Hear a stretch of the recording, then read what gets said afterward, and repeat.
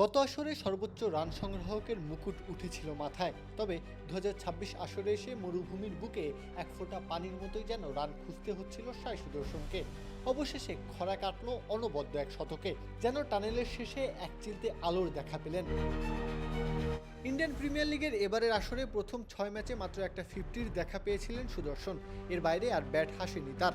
কয়েক ম্যাচে অবশ্য কিঞ্চিত আশা জাগিয়েছিলেন, কিন্তু বড় ইনিংসে রূপান্তর করতে পারেননি।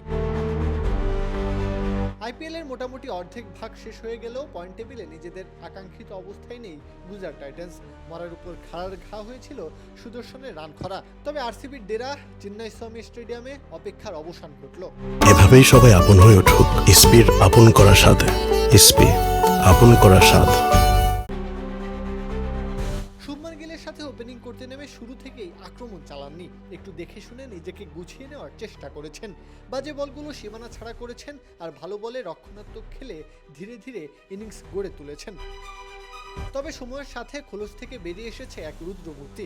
50 পেরোনোর পর আরসিবির বোলারদের নিয়ে ছেলে খেলা করেছেন, আর তাতেই ধরা দিয়েছে কাঙ্ক্ষিত শতক, নিজের ক্যারিয়ারের 3 নম্বর সেঞ্চুরি। 16তম ওভারে জশ হ্যাজেলউডের বলে আউট হয়ে প্যাভিলিয়নে ফেরার আগে খেলেছেন 58 বল, 11-4 আর 5 ছক্কায় সাজানো ইনিংসে এসেছে কাটায় 100। বামহাতি এই ব্যাটারের সক্ষমতা নিয়ে সন্দেহ ছিল না কারো মনেই, শুধু সময়টাই তার হয়ে কথা বলছিল না। অবশেষে ব্যাট হাতে ফিরলেন সাই সুদর্শন, জানিয়ে গেলেন সব খরা কেটে গেছে। প্রত্যাহার কাব্য, খেলা 71।